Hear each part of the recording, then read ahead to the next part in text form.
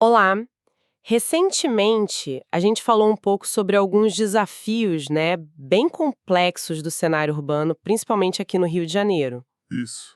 Hoje, a gente vai fazer uma análise mais focada, sabe? Vamos mergulhar num conjunto bem específico de fontes. Temos aqui pesquisas acadêmicas, alguns estudos de acompanhamento e também levantamentos feitos com moradores. Sim, direto com eles. Exato. Para entender uma iniciativa que, nossa, gerou muita discussão e que buscou mexer um pouco nessa realidade. As unidades de polícia pacificadora, as UPPs. As famosas UPPs, né? Isso. A nossa missão aqui, é bom deixar claro, não é fazer aquele balanço geral, sabe? Prós, contras, esse debate é enorme. Sim, bem amplo. O nosso objetivo hoje é bem direto, pegar o que essas fontes que a gente recebeu dizem sobre os efeitos positivos que foram sentidos, percebidos ali no dia a dia das comunidades com a chegada das UPPs. Queremos entender que mudanças positivas esses estudos e relatos conseguiram captar. Perfeito. Então, vamos olhar com calma esses dados, essas percepções coletadas.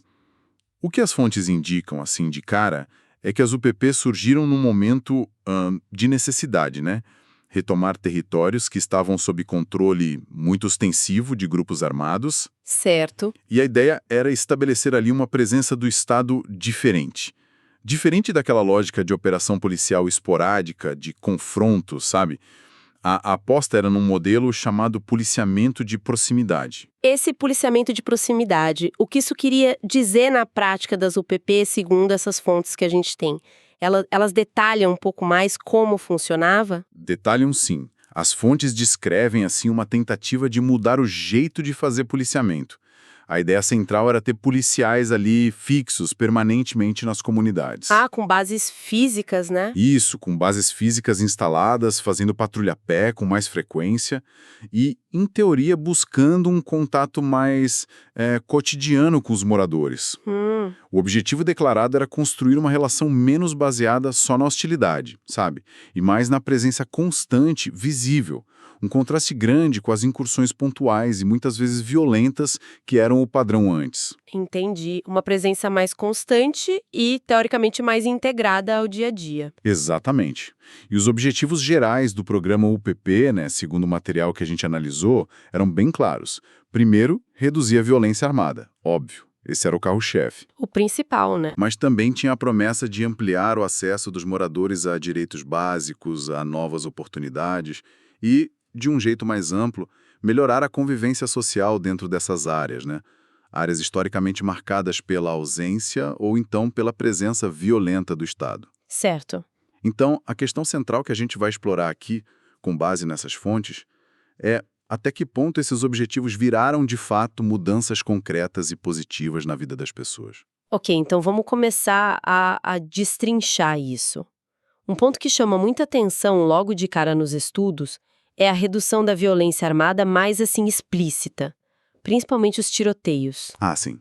que eram muito frequentes, né? E assolavam várias dessas comunidades. As fontes são bem enfáticas ao mostrar o impacto disso, por exemplo, no funcionamento das escolas públicas. Sem dúvida. Isso é muito forte nos relatos. Algumas pesquisas trazem falas de diretores, de professores, descrevendo uma mudança, assim, palpável, sabe? Imagino. A diminuição dos confrontos ali perto das escolas permitiu que as aulas acontecessem com mais regularidade, que os alunos pudessem ir e vir com menos medo. Nossa. Imagina o que é para uma criança poder ir para a escola sem aquele risco constante de ficar no meio do fogo cruzado. As fontes sugerem que isso impactou não só a frequência escolar, mas talvez até a qualidade do aprendizado. Simplesmente por reduzir o estresse, né, a interrupção toda hora. É uma mudança muito concreta no ir e vir, na rotina das famílias, algo que afeta a base da vida mesmo. E essa sensação de mudança no ir e vir, ela aparece nos levantamentos com os moradores, eles sentiram isso. Aparece, e aparece bem forte. Uma das pesquisas de opinião que a gente tem aqui, feita em várias favelas com o UPP, aponta que mais ou menos 60% dos moradores entrevistados disseram ter percebido benefícios diretos com o UPP. 60%, é bastante gente. É bastante. E aí, quando perguntavam quais benefícios, A melhora no direito de ir e vir é uma das respostas que mais aparece. As pessoas descrevem, assim, uma liberdade maior para andar pelas ruas da comunidade, inclusive à noite. Que antes não dava, né? Exato. Antes era muito mais restrito, ou pelo medo da violência mesmo, ou por regras impostas por grupos locais, né? Essa questão da circulação é interessante. As fontes sugerem que essa liberdade maior teve outros efeitos, além só da sensação de segurança. Quer dizer, isso gerou alguma outra coisa. Gerou sim, e aqui as coisas começam a se conectar de um jeito bem interessante. Essa maior circulação de gente, essa sensação de um ambiente um pouquinho mais normalizado, digamos assim, parece que destravou algumas atividades econômicas lá dentro. Os relatos falam da reabertura ou mesmo da abertura de pequenos comércios novos, Tipo, mercadinho, salão de beleza, lanchonete, e a chegada de alguns serviços que antes nem entravam na comunidade. tipo, entrega, internet. Isso. Pensa em entregador, técnico de internet, coisas que facilitam muito o dia a dia e que antes eram barradas pela insegurança. As fontes sugerem um certo florescimento, sabe? Às vezes modesto, mas um florescimento de uma microeconomia local que estava meio sufocada. Isso leva a um ponto que é sempre sensível quando se fala de UPP, a relação polícia-morador. As fontes que a gente está analisando, focando nos aspectos positivos, elas falam sobre isso. Falam. E falam com uma nuance importante. Elas mencionam que, quando a interação era bem conduzida, e esse quando é fundamental, a convivência com a polícia da UPP trouxe sim uma maior previsibilidade para o cotidiano de alguns moradores. Tem relatos específicos, por exemplo, sobre diminuir roubo, furto, em certas áreas de mais movimento dentro da comunidade. Isso contribuiu para uma sensação geral de segurança um pouco maior ali no espaço público. Esse quando bem conduzida é a chave, né? As fontes dão alguma pista do que diferenciava uma interação bem conduzida de uma que não era, na visão dos moradores? Olha, as fontes não entram tão a fundo nesse detalhe da conduta individual do policial. Mas o que elas sugerem é que a percepção era mais positiva onde a presença policial era vista como menos arbitrária, sabe? Entendi. Mais focada em garantir a ordem pública de um modo geral, e não só na repressão a grupos específicos. Onde tinha um esforço, mesmo que mínimo, de diálogo, ou uma postura menos agressiva no dia a dia, a avaliação tendia a ser melhor. Faz sentido. Mas é inegável, e outras fontes com certeza exploram mais isso, que essa relação sempre foi um ponto de muita tensão e palco de muitos problemas também. Compreensível. Mas, focando no que essas fontes trazem, essa sensação de mais segurança e previsibilidade, mesmo que parcial, ela teve outras consequências sociais. Alguma outra coisa mudou? Sim, e aqui entra outro ponto que as pesquisas destacam. Essa redução da tensão, da violência mais aguda, parece que abriu espaço para outras iniciativas da própria comunidade florescerem. Que interessante. As fontes mencionam que ficou mais viável fazer projetos de inclusão social, tipo curso profissionalizante, sabe?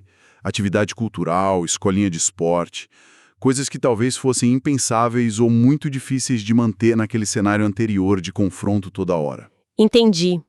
É como se a segurança, mesmo imperfeita, funcionasse como um solo minimamente fértil, né? Para outras sementes poderem brotar ali. Faz sentido. A energia da comunidade que antes ia toda para sobreviver à violência pode ser usada para outras coisas. Exatamente. Funciona quase como uma cascata, se a gente seguir a lógica que essas fontes mostram. A redução da violência armada mais visível leva a uma maior sensação de segurança no dia a dia. Certo. O que, por sua vez, permite que a vida ali na comunidade se reorganize um pouco, que projetos sociais e culturais ganhem espaço, que a economia local respire um pouco. A segurança, nesse contexto, aparece como uma condição necessária, né? Embora, claro, não suficiente sozinha, para outras mudanças positivas começarem. E falando em transformação e como as pessoas sentiram isso, tem um dado quantitativo aqui que me chamou muito a atenção. Um dos estudos aponta que o sentimento subjetivo de qualidade de vida chegou a aumentar em mais de 3 vezes entre aqueles moradores que percebiam a UPP como algo positivo, transformador no seu dia a dia. É um salto gigantesco. Esse dado é realmente impressionante e o fascinante é tentar entender por que esse salto aconteceu, né?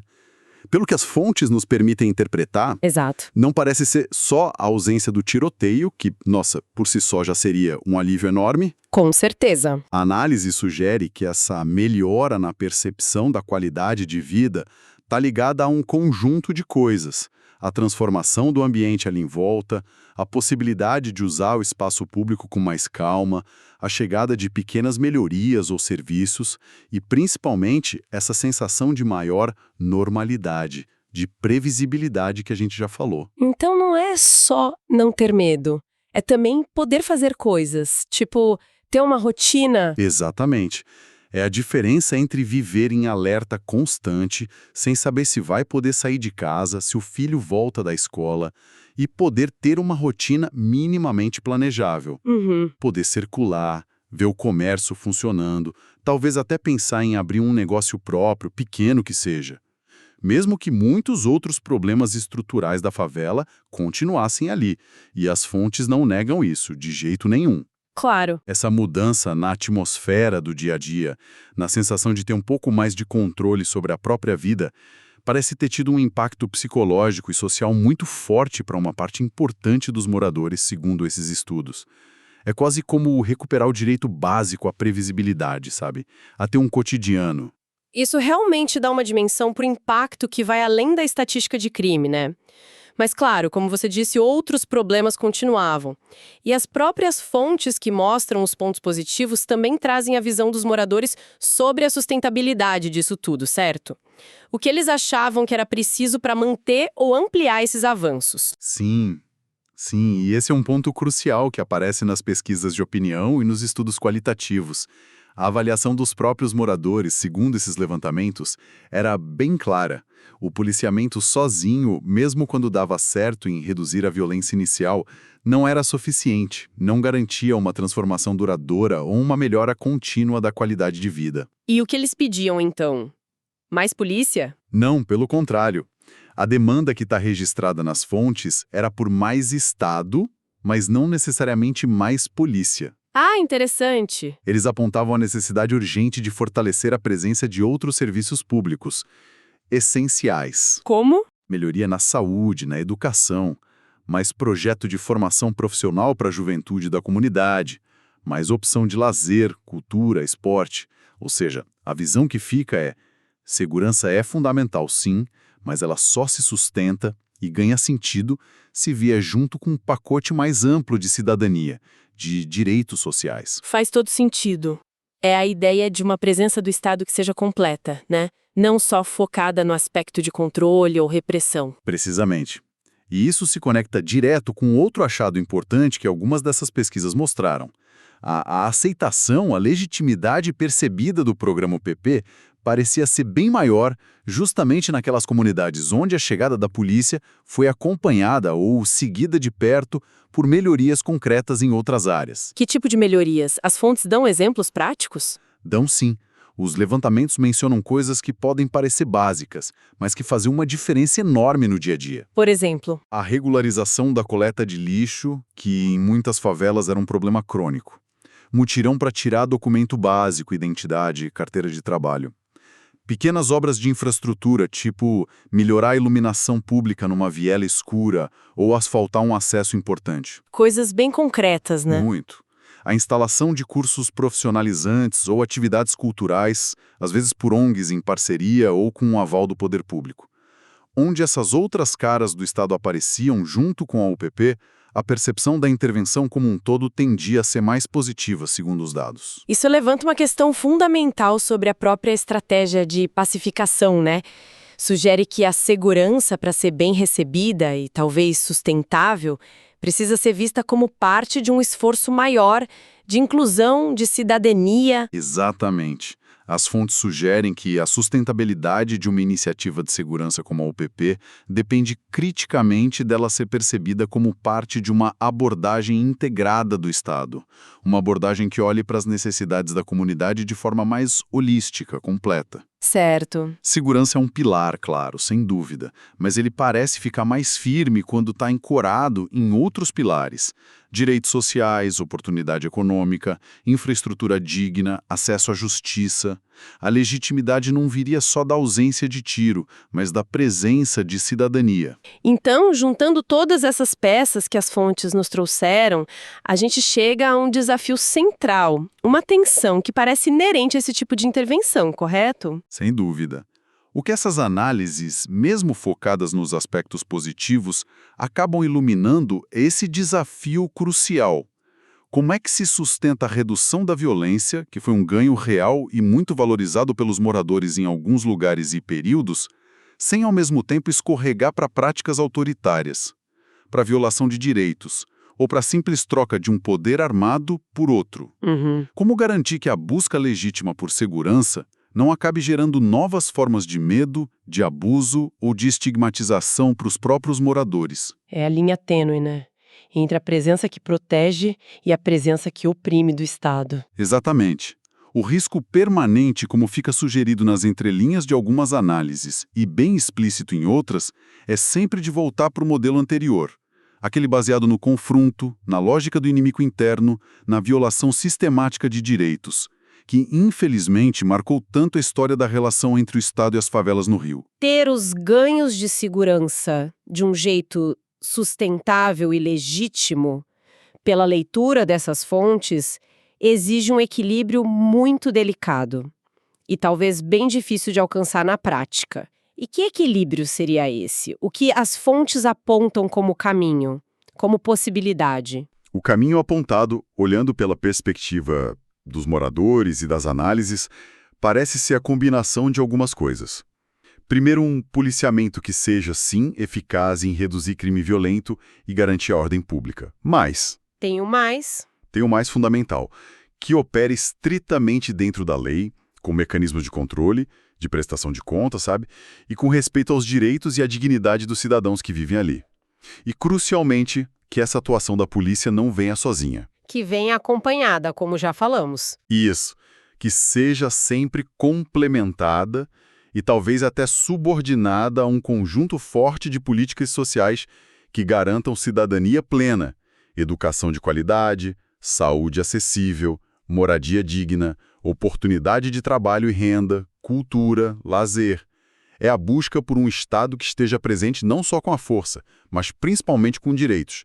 Um desafio imenso, complexo e que não acaba, né? Resumindo, então, nossa análise focada nessas fontes específicas. A gente viu um conjunto de relatos e dados de pesquisas que apontam, sim, para impactos positivos relevantes das UPPs no dia a dia de uma parte dos moradores das comunidades onde elas foram implementadas. Isso. Isso inclui a diminuição de tiroteios, uma maior liberdade para circular, uma percepção de aumento na segurança pessoal e até aquele salto notável no sentimento subjetivo de qualidade de vida que a gente comentou. Exato. Vimos também como isso possibilitou, em alguns casos, o surgimento ou o fortalecimento de atividades comunitárias, culturais e até econômicas locais. Sim, esses são os pontos positivos que essas fontes específicas que a gente analisou hoje destacaram. Mas é fundamental, como a gente disse lá no início, contextualizar tudo isso. Com certeza. Essa nossa análise focou nesses aspectos positivos relatados. A gente não pode esquecer que a experiência das UPPs foi extremamente complexa, cheia de facetas e também alvo de inúmeras críticas, problemas, desafios, que são abordados em muitas outras pesquisas e discussões. Sim, é um universo bem mais amplo. As próprias fontes que a gente viu hoje, ao apontarem as condições para manter esses ganhos, já mostram as limitações da abordagem, né? Elas deixam claro que o sucesso dependia de fatores que iam muito além da polícia em si. Certo. Como oferta consistente de serviços sociais, a criação de oportunidades reais e, talvez o mais importante de tudo, a construção de uma relação baseada no respeito mútuo e na garantia integral dos direitos dos moradores. Analisando tudo isso, fica uma reflexão final que parece emergir diretamente do que os moradores e as pesquisas nos mostraram hoje. Se a presença do Estado para ser de fato transformadora e bem recebida em territórios tão complexos, tão marcados historicamente pela ausência ou pela violência, se essa presença precisa ir muito além da simples segurança armada. Se precisa abraçar de verdade serviços, oportunidades, infraestrutura, direitos, cidadania. Fica a pergunta, né? O que realmente significa na prática construir essa presença do Estado de forma completa, respeitosa e, acima de tudo, duradoura? Como é que se transforma a promessa de cidadania em realidade concreta nessas áreas? É uma ótima pergunta. Fica aí algo para a gente continuar pensando.